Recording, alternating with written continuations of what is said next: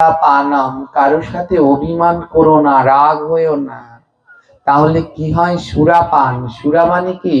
মদ। বলে কারোর সাথে রাগ হলে মদ খেলে যে পাপ, আর কারোর সাথে রাগ হলে সেই একই পাপ। সাবধান। হ্যাঁ, কি একটা ছোট্ট কথা কেউ কি বলেছে? হ্যাঁ, তার বাড়িতে বৈষ্ণব সেবার নিমন্ত্রণ করেছে।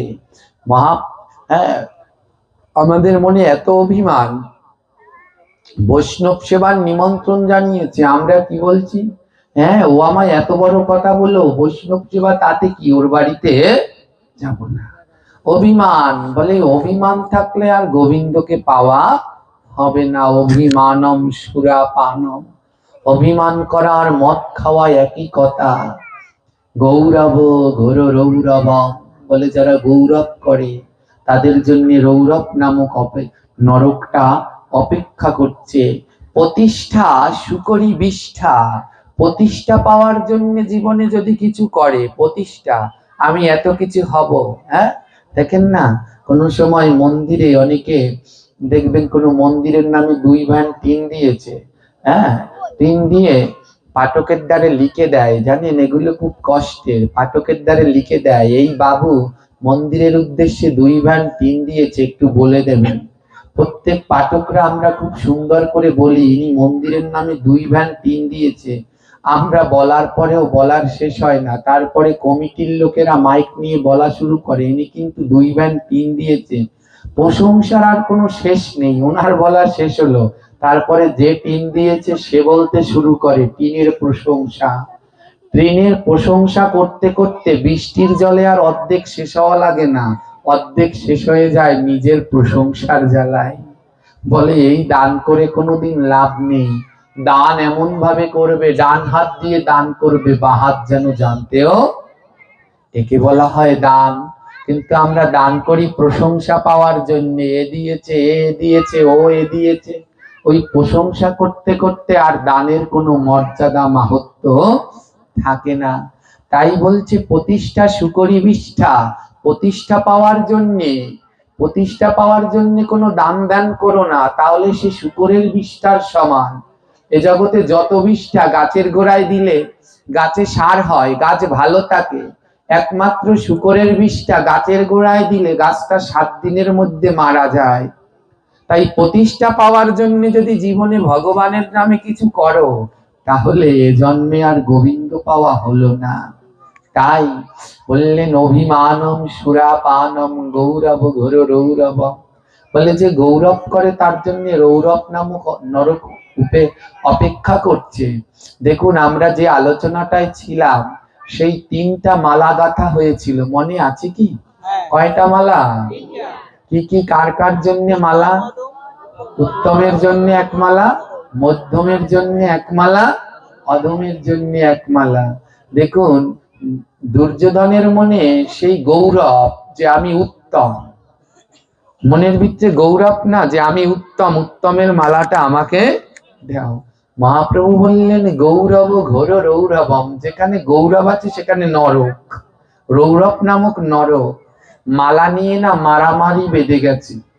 হ্যাঁ, যেই সেই মেতর বলছে যদি আমি অদম হই তাহলে তোমার মা হলো আরো বড় অধম, কারণ আমি তো গিয়ে টাকার বিনিময়ে পায়খানা প্রস্রাব পরিষ্কার করি, আর তোমার মা তো বিনামূল্যে পরিষ্কার করলো।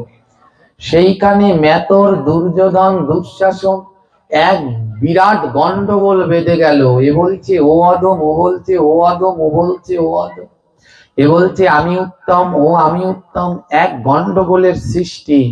নারদ বললেন এখানে উত্তম অধম মধ্যম খুঁজে পাওয়া যাবে না। এদের নিজের মধ্যে তো এখনো গন্ডগোলেরই ঠিক হলো না, তো এরা কি করে উত্তম মধ্যম অধমের সন্ধান করবে? কি করলেন জানেন? নারদ আর ওখানে অপেক্ষা করলেন না।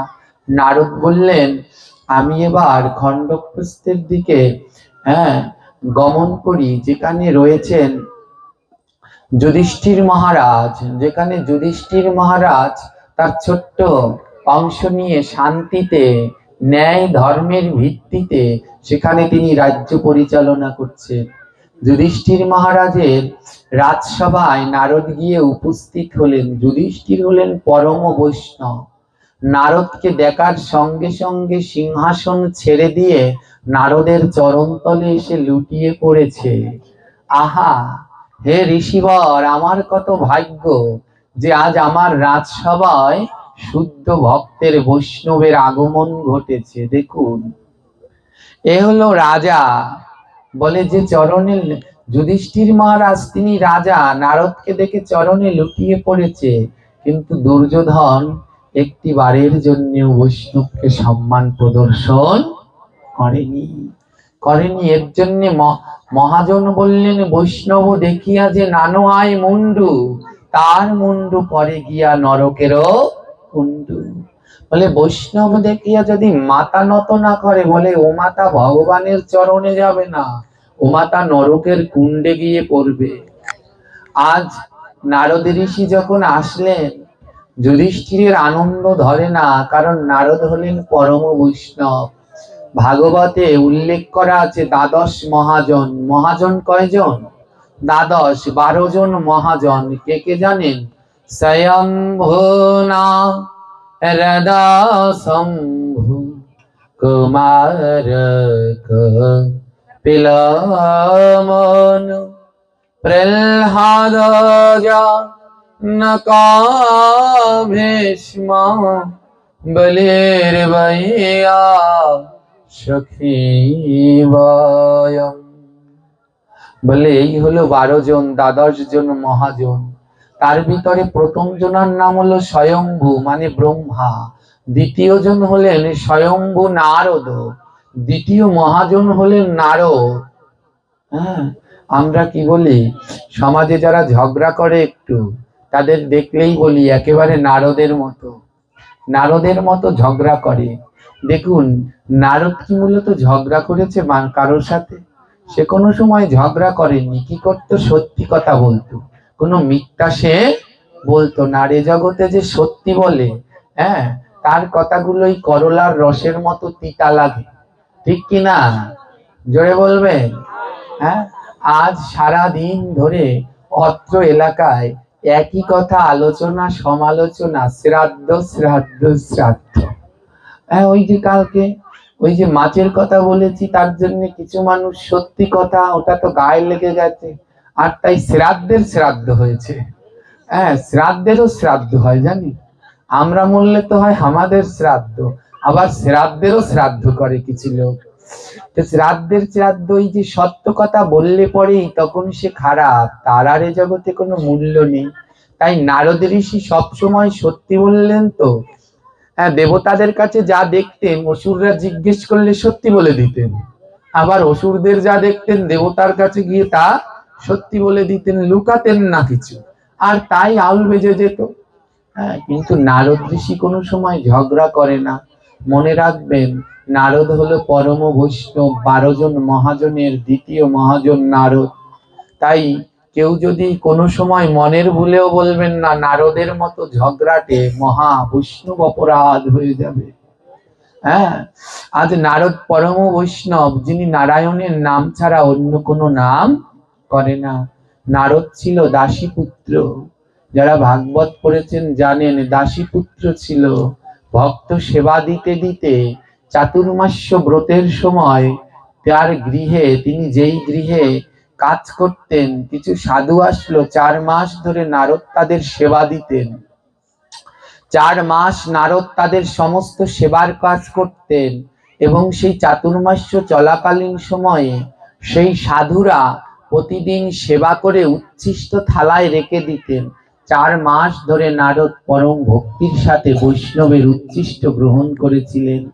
4 মাস ধরে বৈষ্ণবের উচ্ছিষ্ট গ্রহণ করতে করতে দাসী পুত্র থেকে নারদ হয়ে গেলেন দেবতা, দেবতাদের ঋষি, দেবর্ষি হয়ে গেলেন।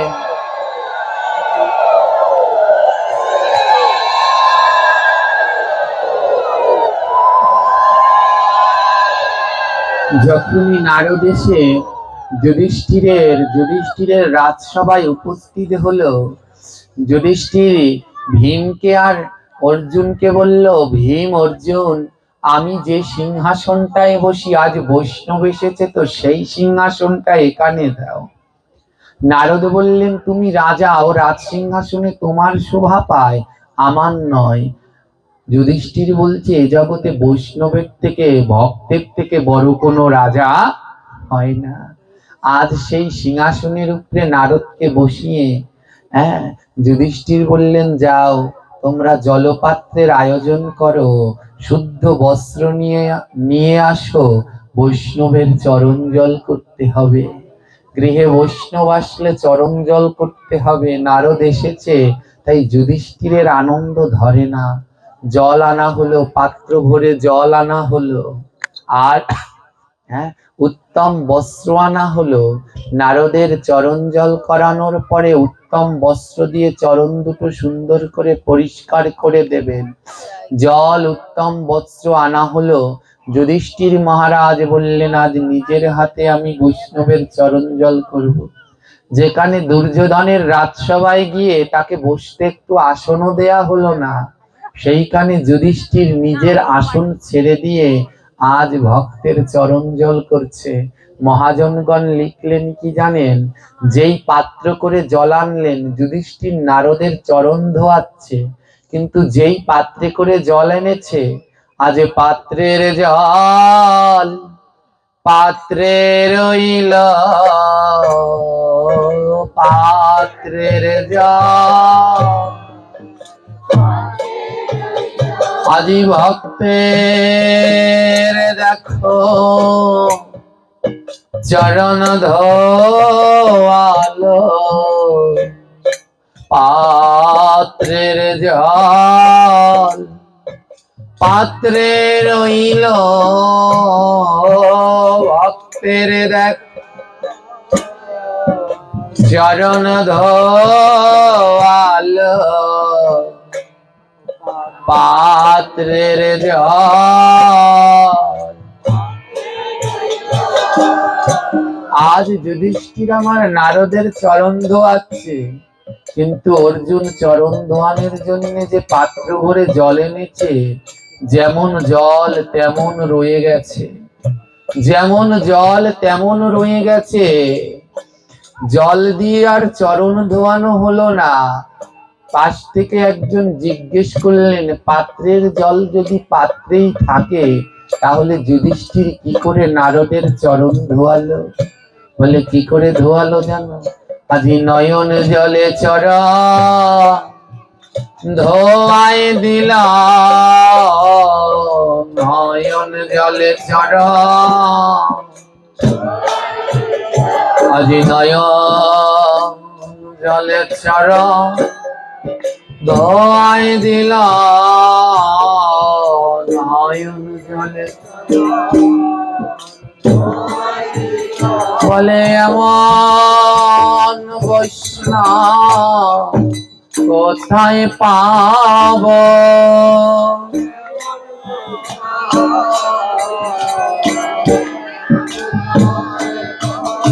আমি এমন ভক্ত কোথায় পাব?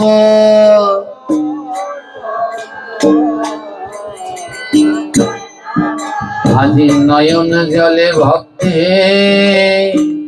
চরণ ধোয়ালো, নয়ন জলে ভক্ত, আজি নয়ন জলে ভক্তে চরণ ধোয়ালো।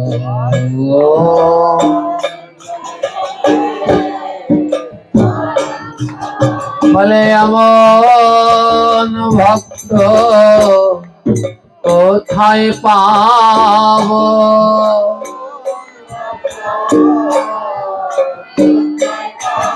আমি এমন ভক্ত কবে পাব?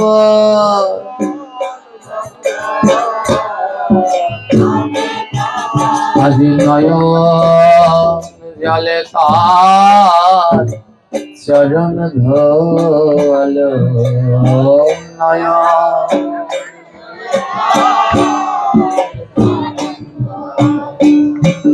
আজ দুটি নয়নের জল দিয়ে যুধিষ্ঠির মহারাজ আমার নারদ ঋষির চরণ ধুইয়ে দিল। নারদ ঋষি যুধিষ্ঠিরের ভক্তি থেকে কাঁদছে। আহা, এত বড় রাজা হয়েও যার কোনো কিছুর অভাব নেই, আমার মতো অধমের চরণ সে ধোয়াচ্ছে, তাও আবার নয়নের জল দিয়ে। ধন্য ধন্য যুধিষ্ঠির। উত্তম আসনে নারদকে বসতে দিয়ে চরণ সেবা করছে। যুধিষ্ঠির মহারাজ জিজ্ঞেস করছেন, হে ঋষিবর, আমার এই রাজসভায় আসার আপনার কারণ কি? বলুন একবার কৃপা করে, আমি কেমন ভাবে আপনার সেবায় লাগতে পারি বলুন, কি করলে আপনার সেবায় লাগবো বলুন। নারদ ঋষি বললেন, শোনো যুধিষ্ঠির, বৈকুণ্ঠে মা লক্ষ্মী 3টি ফুলের মালা গেঁথেছে। দেখো, এই প্রথম মালাটা বলেছে জগতে যে সব থেকে উত্তম, প্রথম ফুলের মালাটা তার গলায় দিতে বলেছে। আর যে মধ্যম, দ্বিতীয় ফুলের মালাটা তার গলায় দিতে বলেছে। আর যে অধম, তৃতীয় ফুলের মালাটা তার গলায় দিতে বলেছে। যুধিষ্ঠির, তুমি তো অনেক জ্ঞানী, তুমি কি জানো এই জগতে সব থেকে উত্তম কি? যুধিষ্ঠির মহারাজ দুটি নয়নের জল ছেড়ে দিয়ে বলছেন, নারদের ঋষি গো, ওই যে তাকিয়ে দেখো, সিংহাসনে আমার প্রাণ গোবিন্দ বসে আছে। তাকিয়ে দেখো, সিংহাসন আলো করে আমার প্রাণ গোবিন্দ বসে আছে। উত্তমের মালা পরাবে, গোবিন্দের থেকে জগতে আর কেউ উত্তম নাই। তাই উত্তমের মালা যদি কারো গলায় পরাতে হয়, আমার প্রাণ গোবিন্দে গলায় দেও না প্রাণ। আমার প্রাণ গোবিন্দে গলায় দেও না।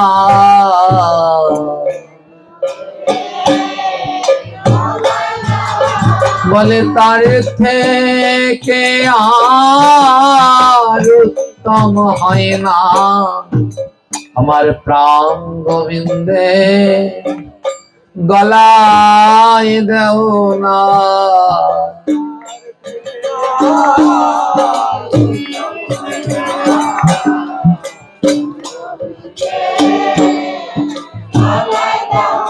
বলে তার থেকে আর উত্তম হয় না, আমার প্রাণ গোবিন্দে গলায় দেও না। তার থেকে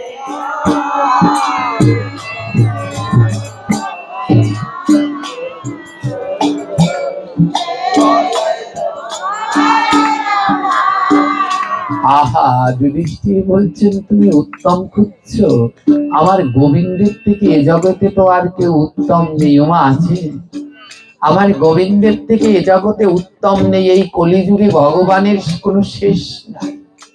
ভুইপোরের মতো ভগবান, এ ভগবান ও ভগবান ও ভগবান, কিন্তু আমার গোবিন্দের মতো এত দয়ালু ভগবান আর জগতে কাউকে পাবেন না, আর কাউকে পাবেন না। সে ভক্তের জন্য সব করতে পারে জানে।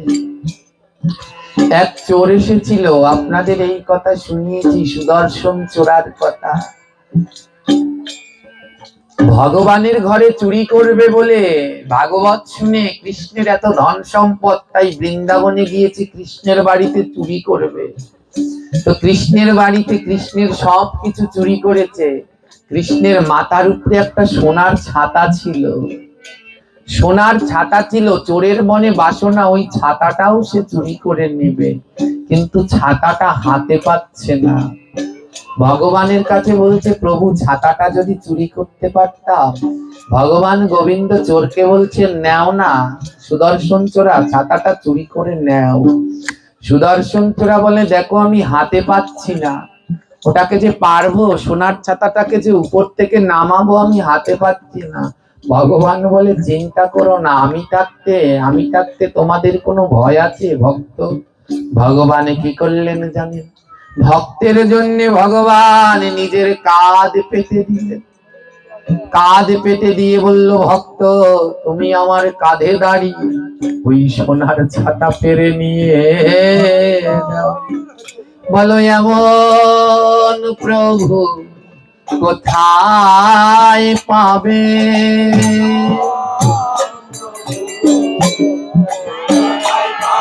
বলো এমন প্রভু কোথায় পাবে?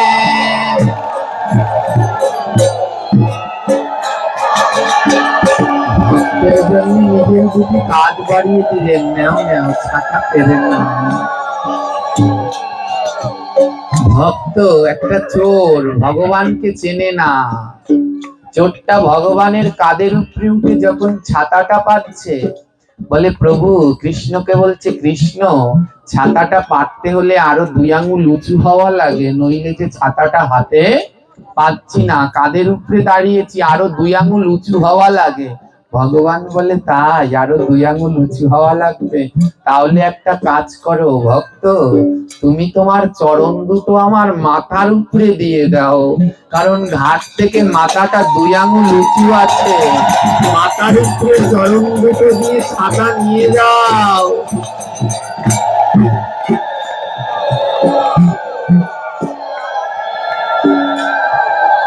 ভক্তের মনোবাসনা পূরণের জন্য একটা চোরের কাছেও ধরা দিলেন, মাথাটা পেতে দিলেন, বলে নাও মাথার উপরে দাঁড়িয়ে ছাতা পেরে নিয়ে যাও। এই হলো আমার ভগবান। তাই এমন ভগবান অন্য কাউকে পাবেন না। ভগবানের শেষ নেই, কিন্তু আমার গোবিন্দের মতো এত দয়াল আর কাউকে খুঁজে পাবেন না। আমার নিতাই গৌরের মতো এত করুণা জগতে আর কাউকে খুঁজে পাবেন না। জগাই মাদাই কলসি দিয়ে মেরেছে নিতাইকে, মাথা পাঠিয়ে দিয়েছে, রক্ত ঝরছে। জগাই বলছে, মাদাই কি করলি? এমন দয়ার ঠাকুর নিতাইয়ের মাথা ফাটিয়ে দিলি, আমাদের বোধহয় আর কোনো গতি হবে না। আবার নিতাই চাঁদ বললেন, না না অমন করে বলো না, মেরেছিস কলসির কানা, তাই বলে কি প্রেম পাবি না? তা হবে না, তা হবে না। কলসির কানা মেরেছিস তাতে কি? আয় জগাই মাদাই আমার বুকে আয়। যারা মেরেছে মাথা পাঠিয়ে দিয়েছে তাদের বুকে টেনে নিয়ে প্রেম ধন বিতরণ করছে। মহাপ্রভু বললেন, হে নিতাই তোমার এত করুণা, বলো তুমি আমার কাছে একটা বর চাও, তুমি যা চাইবে তাই দেব। নিত্যানন্দ প্রভু বললেন, প্রভু আমি যা চাইবো তুমি তাই দেবে তো? বলে হ্যাঁ একবার চাও। নিত্যানন্দ প্রভু বললেন, শোনো, সারা জীবন ধরে আমি যদি কোনো সুকৃতি করে থাকি, কোনো পুণ্য করে থাকি, আমার সেই পুণ্য আর সুকৃতি তুমি জগাই মাধাইকে ভাগ করে দাও, যেন ওরা দুজনেও নামে উচ্চার হয়ে যায়, তোমার এই গৌর অবতারে যেন মাছ না পড়ে।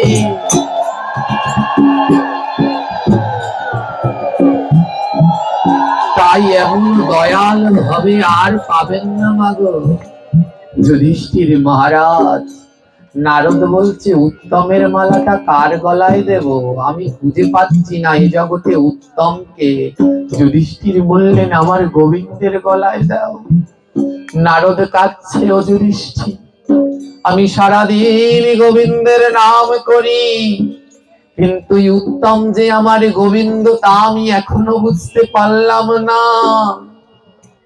নারদের ঋষি যুধিষ্ঠিরের চরণে পড়ে বলছে, বলে এমন ভক্তি হয় যেন মোর, এমন ভক্তি আমি চেনেলাম না রে প্রাণ গোবিন্দ, এমন ভক্তি হয় যেন মোর চেনেলাম না রে।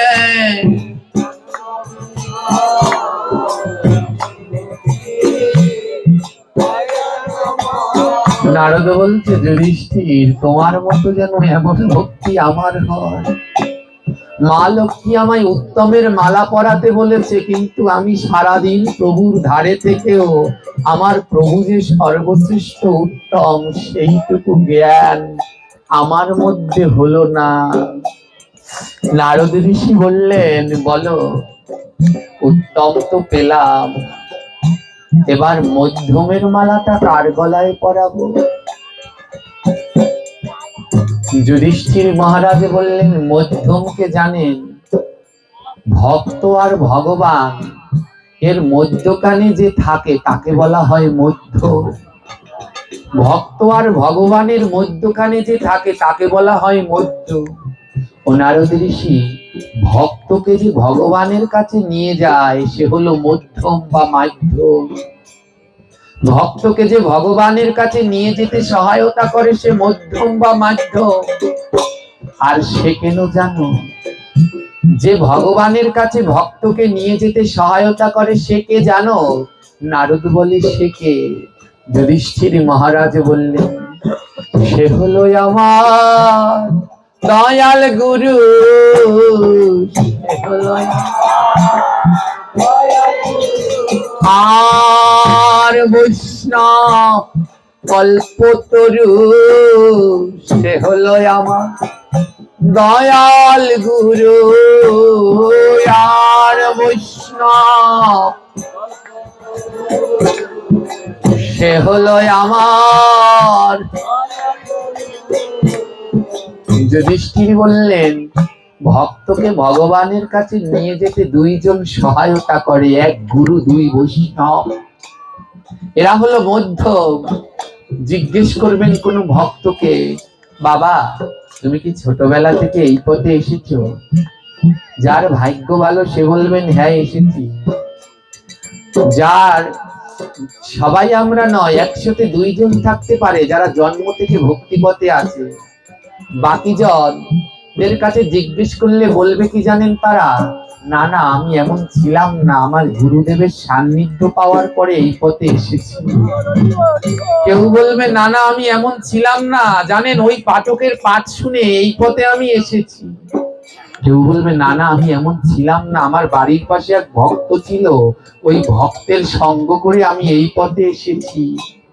তাই এই ভক্ত আর গুরু হলো মধ্যম বা মাধ্যম।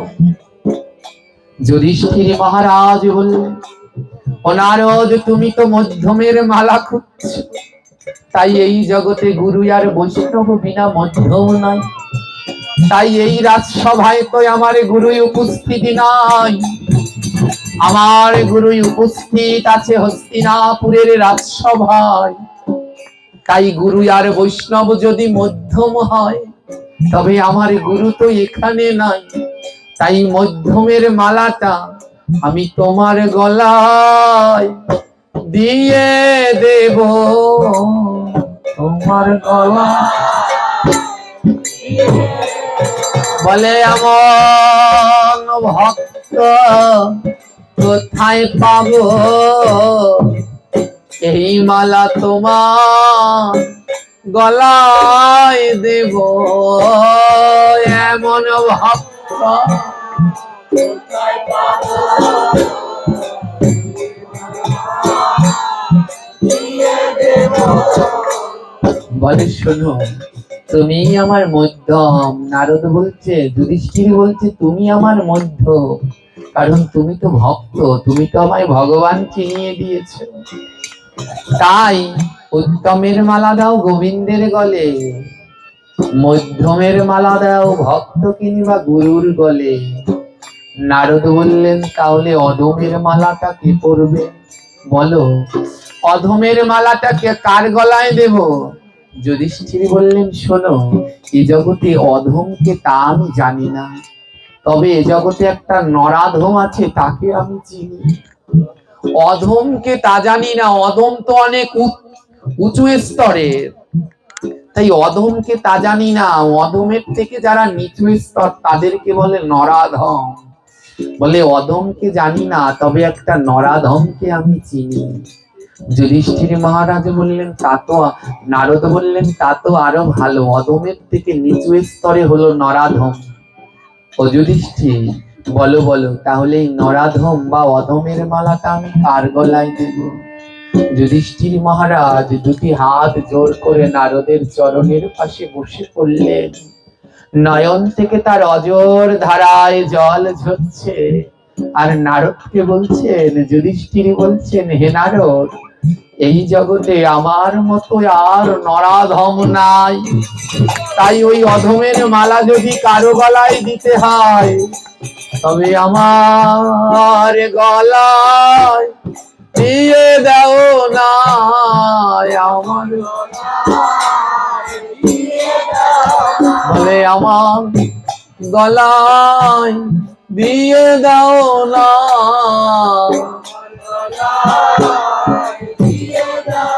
বলে আমার মতো অধম হয় না, আমার গলায় দিয়ে দাও না, আমার মতো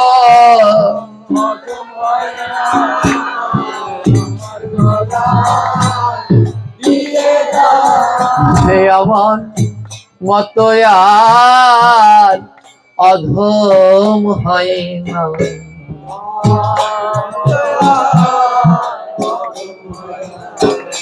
আর তোমার মতো উত্তম হয় না, আমার মতো অধম হয় না।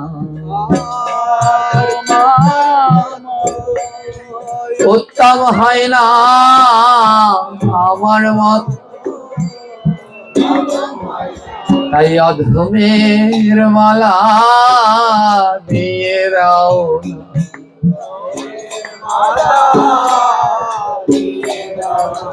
বলে আমি বড় অপরাধী,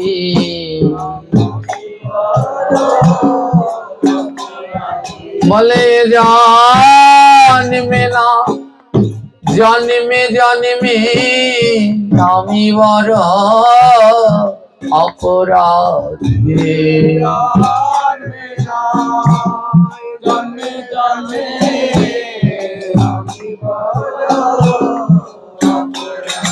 আমায় অধমের মালা দিয়ে দাও।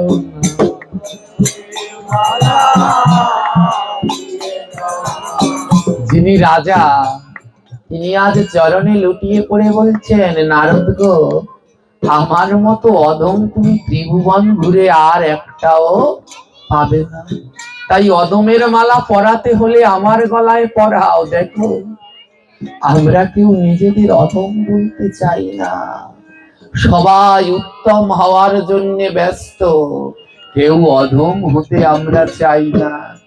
যখন নারদ ঋষি সম্মুখে যুধিষ্ঠির মহারাজ অধম বলে ধুলায় গড়াগড়ি দিচ্ছে, আমার প্রাণ গোবিন্দ আর সিংহাসনে থাকতে পারলেন না, আমার প্রাণ গোবিন্দ গিয়ে ছুটে গিয়ে আজ যুধিষ্ঠিরকে বুকের মাঝে জড়িয়ে ধরল, আর বুকের মাঝে জড়িয়ে ধরে বলছে, ওরে আয় আয় ভক্ত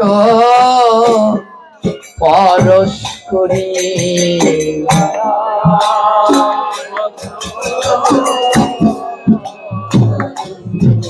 বলে আয় আয় ভক্ত পরশ করি,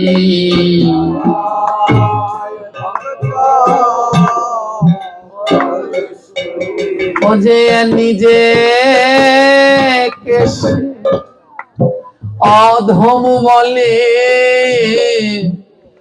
আয় আয় ভক্ত পরশ করি, অধম বলে আয় আয় ভক্ত, আমি এই ভক্ত আর কোথায় পাবো,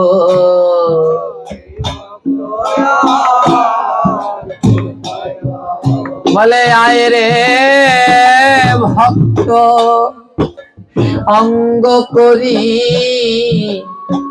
এই ভক্ত আর কোথায় পাবো?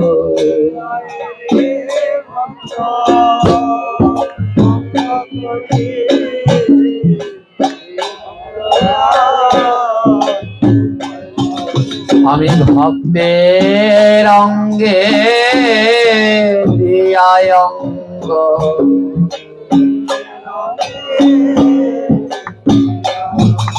কি করব মধু ভক্ত সঙ্গ, ভক্তের অঙ্গে দিয়ায় অঙ্গ, ভক্ত সঙ্গ ভক্তের অঙ্গে, আমি এমন সঙ্গ কোথায় পাবো?